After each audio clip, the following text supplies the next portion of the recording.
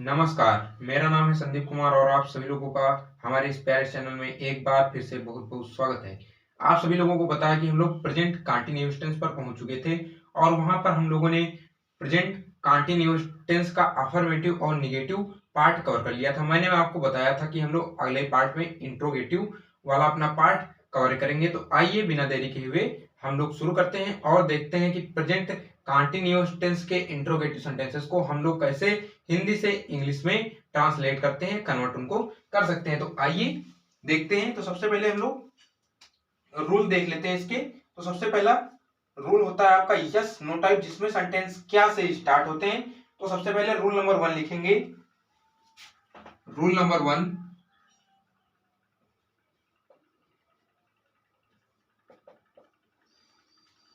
यदि प्रश्नवाचक वाक्य क्या से प्रारंभ होता है, यदि प्रश्नवाचक वाक्य क्या से प्रारंभ होता है, क्या से प्रारंभ होता है, तो सर्वप्रथम हम लोग हेल्पिंग वर्ब का यूज करते हैं। हेल्पिंग वर्ब आपकी प्रेजेंट कंटीन्यूअस टेंस में इज, एम, आर होती है। उसके बाद हम लोग सब्जेक्ट, फिर नॉट अगर दिया होता है, उसके बाद हम लोग वर्ब की फर्स्ट फॉर्म यानी मेन वर्ब का प्रयोग करते हैं और उसमें हम लोग आईएनजी भी ऐड करते हैं, यानी वर्ब की आईएनजी फॉर्म का हम लोग वहां पर यूज करते हैं। तो यहाँ पर यदि प्रश्नवाचक वाक्य क्या से प्रारंभ होता है, तो सबसे पहले हेल्पिंग वर्ब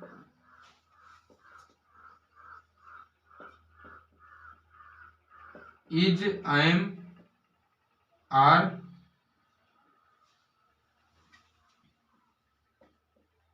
फिर सब्जेक्ट, फिर नॉट, यदि दिया हो यानी यदि दिया गया सेंटेंस में तब नॉट लगाएंगे, नहीं लगाएंगे। तो आपका हेल्पिंग वर्ब, उसके बाद सब्जेक्ट, फिर आपका आता है नॉट अगर सेंटेंस में दे रखा है, फिर वर्ब की फर्स्ट फॉर्म में आईएनजी का प्रयोग करते हैं। आईएनजी का प्रयोग करते हैं यानी वर्ब की आईएनजी फॉर्म का प्रयोग करते हैं। तो ये आपका नियम हो गया प्रेजेंट कंटीन्यूअस टेंस का यस नो टाइप, यानी जो सेंटेंसेस आपके क्या से स्टार्ट होते हैं उनके लिए ये रूल हो गया। तो अब हम लोग प्रकट करते हैं ब्रह्मास्त्र को, जिससे हम लोग सेंटेंस को डायरेक्ट मिट्टी में मिला देंगे और धराशायी कर देंगे। तो सबसे पहले लिख लेते हैं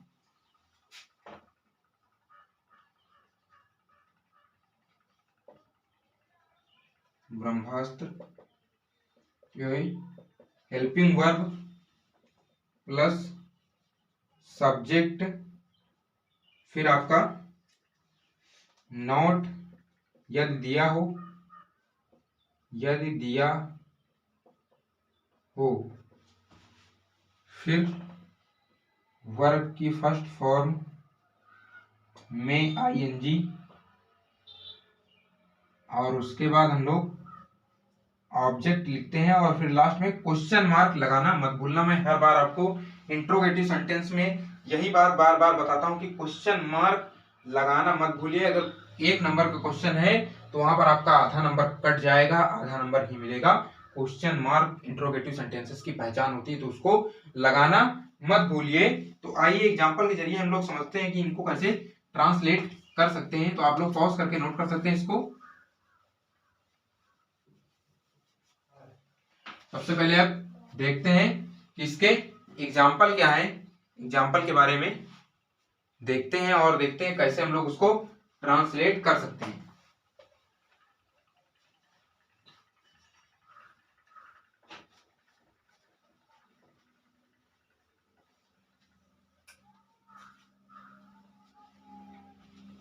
पहला एग्जाम्पल, क्या तुम पुस्तक पढ़ रहे हो?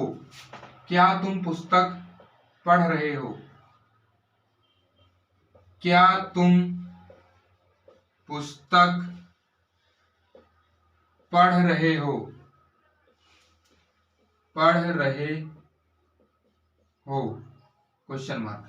तो क्या तुम पुस्तक पढ़ रहे हो, देखिए सेंटेंस क्या से स्टार्ट हो रहा है। मैंने आपको रूल में भी लिखाया कि ऐसे सेंटेंसेस, इंट्रोगेटिव सेंटेंसेस जो क्या से स्टार्ट होते हैं उसके लिए मैंने रूल लिखा है।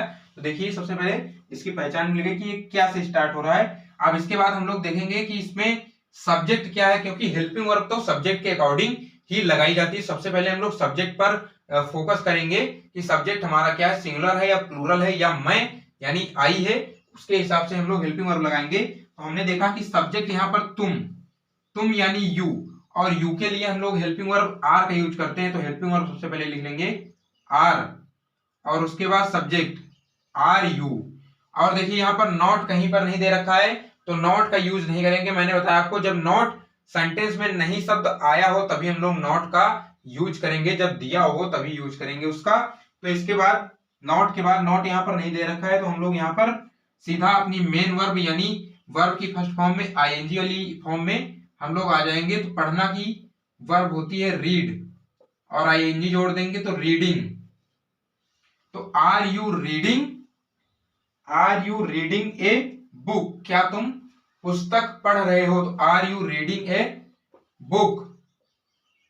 क्या तुम पुस्तक पढ़ रहे हो? और उसके बाद क्वेश्चन मार्क लगा देंगे, क्वेश्चन मार्क लगाना मत भूलना। और एग्जांपल देख लेते हैं। क्या आज जोर से वर्षा हो रही है? क्या आज जोर से वर्षा हो रही है? क्या आज जोर से वर्षा हो रही है? हो रही है। क्या आज जोर से वर्षा हो रही है? तो फिर देखिए सेंटेंस क्या से स्टार्ट हो रहा है, यानी यहां पर भी हम लोग सबसे पहले हेल्पिंग वर्ब का यूज करेंगे। तो क्या आज वर्षा हो रही है? तो मैं आपको बता दूं कि जहां पर भी कोई वेदर यानी मौसम से रिलेटेड कोई चीज आती है, प्रकृति नेचर से रिलेटेड कोई चीज आती है, तो वहां पर हम लोग सब्जेक्ट इट का यूज करते हैं। यहाँ पर देखिए मौसम यानी वर्षा एक मौसम ही है, तो उससे रिलेटेड बात हो रही है, तो यहाँ पर हम लोग सब्जेक्ट इट का यूज करेंगे। और इट सिंगुलर सब्जेक्ट है, तो इसके लिए हेल्पिंग वर्ब इज का यूज करेंगे। तो सबसे पहले हम लोग इज लगा देंगे, इज, और फिर सब्जेक्ट इज इट। और वर्षा होने की इंग्लिश होती है रैन, और रैन की आईएनजी फॉर्म होती है रैनिंग।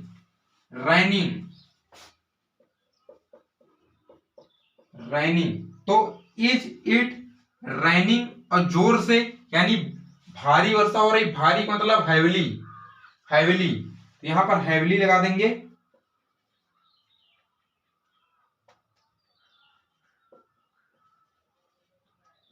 और आज की इंग्लिश होती है टुडे, तो ये हो जाएगा is it raining heavily today? Is it raining heavily today? क्या आज जोर से वर्षा हो रही है? तो ये कुछ जो है सेंटेंस थे जिनके जरिए आपने समझा कि क्या जो सेंटेंसेस हमारे क्या से स्टार्ट होते हैं, यानी जो यस और नो टाइप के सेंटेंसेस होते हैं उनमें हम लोग कैसे उनको ट्रांसलेट करते हैं इंग्लिश में। तो देखिए यस और नो टाइप वाले सेंटेंस, इनको मैं बार बार क्यों बोल रहा हूं, तो देखिए इन सेंटेंसों का अगर आप जवाब ढूंढेंगे तो सिर्फ दो ही टाइप के जवाब मिलेंगे। क्या तुम पुस्तक पढ़ रहे हो? यहाँ पर सिर्फ दो जवाब आ सकते हैं, हाँ या नहीं। पुस्तक पढ़ रहा होगा तो कहेगा हाँ, और नहीं पढ़ रहा होगा तो कहेगा नहीं।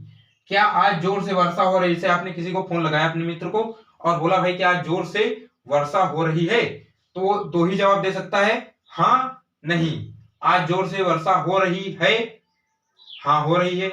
आज जोर से वर्षा नहीं हो रही है, नहीं हो रही, यानी दो ही जवाब मिल सकते हैं, या तो यस या तो नो। तो इसीलिए इनको हम लोग यस या नो टाइप वाले इंट्रोगेटिव सेंटेंसेस भी कहते हैं। अगला हमारा नियम आता है जिसमें क्वेश्चन वर्ड सेंटेंस के बीच में आते हैं, जैसे तुम कहाँ रहे हो, तुम क्या खा रहे हो। यानी इसमें जो आपके इंट्रोगेटिव वर्ड्स हैं, वो आपके प्रश्नवाचक जो शब्द हैं वो वाक्य के बीच में आ रहे हैं, तो इनको हम लोग कैसे ट्रांसलेट करते हैं उसके बारे में हम लोग देख लेते हैं। तो रूल नंबर 2 सभी लोग लिखेंगे, मैं इसको मिटा रहा हूं, आप लोग पॉज करके नोट कर सकते हैं। हम लोग रूल नंबर 2 पर चलते हैं।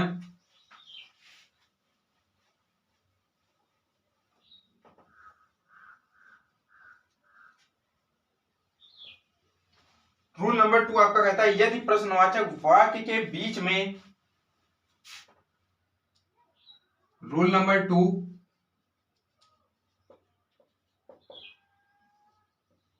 यदि प्रश्नवाचक वाक्य के बीच में कोई प्रश्नवाचक शब्द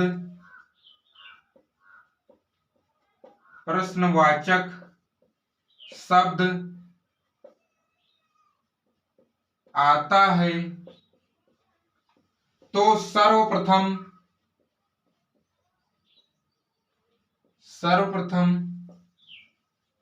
उस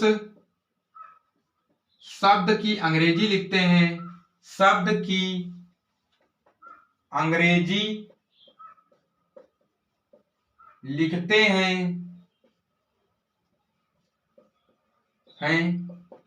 फिर हेल्पिंग वर्ब, और हेल्पिंग वर्ब आपकी क्या है वो आपको पता है।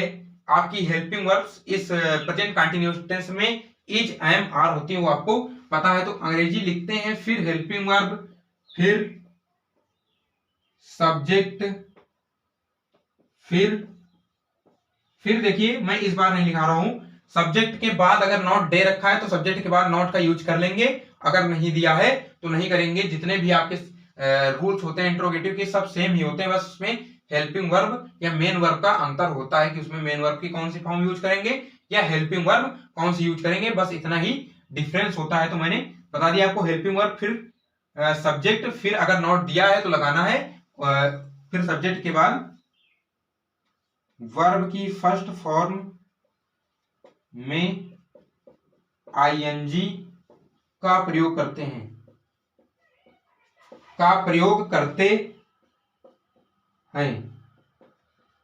तो ये आपका रूल हो गया। अब भैया वक्त हो चुका है ब्रह्मास्त्र को प्रकट करने का, जिससे हम लोग सेंटेंस को डायरेक्ट मिट्टी में मिला देते हैं, उसको धराशायी कर देते हैं। तो भैया आवाहन करते हैं ब्रह्मास्त्र। यहां पर सबसे पहले क्वेश्चन वर्ड, यानी जो आपका इंट्रोगेटिव वर्ड आ रहा है उसके सेंटेंस के बीच में उसकी इंग्लिश सबसे पहले लिखेंगे, फिर आपकी आती है हेल्पिंग वर्ब, और फिर सब्जेक्ट, फिर आता है आपका नॉट यदि दिया हो,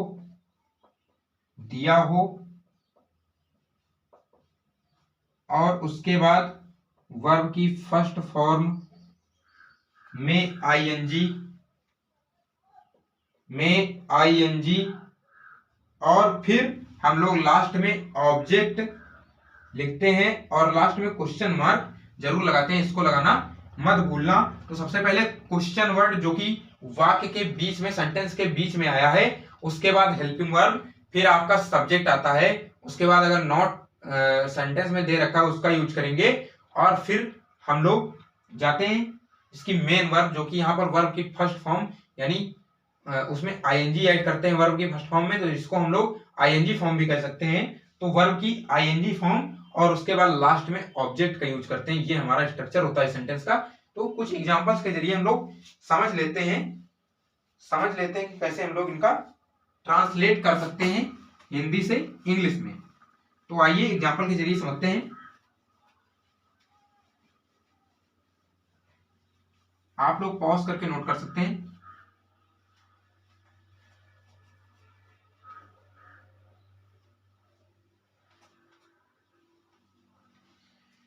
तो सबसे पहला एग्जांपल देखिएगा, तो तुम कहां जा रहे हो।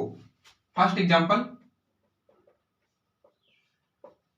तुम कहां जा रहे हो,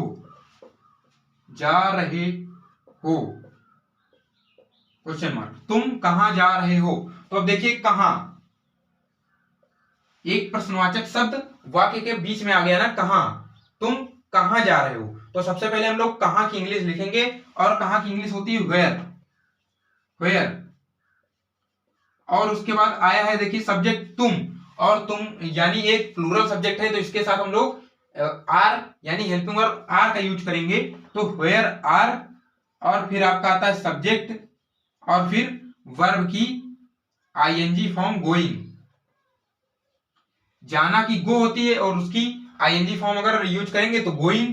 तो where are you going question mark, क्योंकि ऑब्जेक्ट कोई दे नहीं रखा है, क्योंकि ऑब्जेक्ट कोई दे नहीं रखा। अब एक मैं इंट्रोगेटिव निगेटिव सेंटेंस यानी जिसमें नहीं शब्द भी आया है उसका एग्जांपल आपको बताता हूं, ताकि आपको उसके बारे में भी जानकारी हो जाए। तो चपरासी घंटी क्यों नहीं बजा रहा है, चपरासी घंटी क्यों नहीं बजा रहा है,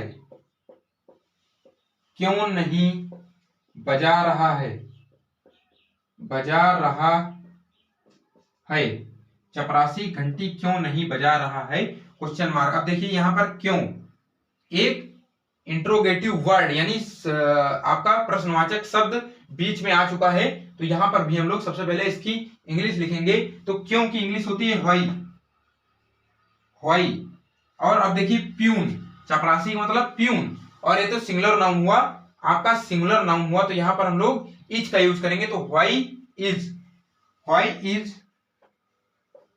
the peon, why is the peon. अब देखिए मैंने आपको बताया था अगर नहीं शब्द आया है, नहीं शब्द अगर वाक्य में आया है तो सबसे पहले हम लोग सब्जेक्ट के बाद नॉट का यूज करते हैं। तो why is the peon not, और फिर वर्ब घंटी बजाना या कोई भी चीज बजाना, घंटी ही मान लीजिए, तो इसकी इंग्लिश होती है रिंग, और रिंग की आईएनजी फॉर्म यानी रिंगिंग, रिंगिंग। तो why is the peon not ringing the, और घंटी की होती है बेल, बजाना होती है रिंग, और घंटी का मतलब होता है इंग्लिश में बेल। तो why is the peon not ringing the bell, और लास्ट में क्वेश्चन मार्क। अब देखिए मैंने आपको जैसा कि स्ट्रक्चर में लिखाया ब्रह्मास्त्र में कि हम लोग सब्जेक्ट के बाद नॉट का यूज करेंगे अगर दिया है, तो यहाँ पर सब्जेक्ट ये देखिए और नॉट ये देखिए, तो हम लोगों ने उसका यूज किया, उसके बाद आईएनजी फॉर्म का यूज किया। तो इस तरीके से हम लोग प्रेजेंट कंटीन्यूअस टेंस के सेंटेंसेस जो कि इंट्रोगेटिव होते हैं, प्रश्नवाचक होते हैं, उनको हम लोग बहुत ही आसानी से कन्वर्ट कर सकते हैं अपना हिंदी से इंग्लिश में। तो ये आपका प्रेजेंट कंटीन्यूअस टेंस आज एकदम समाप्त होता है। इसमें जितनी भी जानकारियां थी वो मैंने आपको बता दी। इसके बाद हमारा प्रेजेंट परफेक्ट टेंस शुरू होने वाला है। तो इससे पहले मैं आपको एक होमवर्क देना चाहूंगा। इससे पहले कि हम लोग प्रेजेंट परफेक्ट टेंस पढ़ें उससे पहले मैं आपको होमवर्क देना चाहूंगा कि आपकी जितनी भी मेन वर्ब्स होती हैं, जैसे जाना, खाना, पीना, उठना, नहाना, ये सब होती है, तो इनकी थर्ड फॉर्म क्या होती है। देखिए फर्स्ट फॉर्म होती है, सेकेंड फॉर्म होती है, थर्ड फॉर्म होती है, और आईएनजी फॉर्म होती है। तो वर्ब की थर्ड फॉर्म जो होती है वो प्रेजेंट परफेक्ट टेंस में यूज की जाती है। तो मैं चाहूंगा या जितने भी परफेक्ट टेंस होते हैं आपके, present perfect tense, past perfect tense, future perfect tense, उसमें वर्ब की थर्ड फॉर्म यूज होती है। तो मैं चाहूंगा कि आप लोग वर्ब की थर्ड फॉर्म अच्छे से लर्न करके आए। आपका होमवर्क है कि वर्ब की थर्ड फॉर्म्स आप लर्न करके आए। तो ये आपका होमवर्क है कि आपको वर्ब की थर्ड फॉर्म लर्न करनी है, ताकि आपको ट्रांसलेट करते समय, परफेक्ट टेंस ट्रांसलेट करते समय आपको किसी प्रकार की दिक्कत ना हो। परफेक्ट टेंस को भी हम लोग इसी तरह 2 या 3 पार्ट में उसको कन्वर्ट करेंगे, क्योंकि उसमें कई तरह के सेंटेंसेस होते हैं। एक होते हैं जिसमें हम लोग डबल डबल टेंस का यूज करके बनाते हैं, एक आपके सिंपल वाले होते हैं, तो उनको हम लोग 2 से 3 पार्ट में कवर कर लेंगे। तो हमारे साथ इस सीरीज में लगातार बने रहें और खूब मन लगाकर पढ़ाई करते रहें। जय हिंद।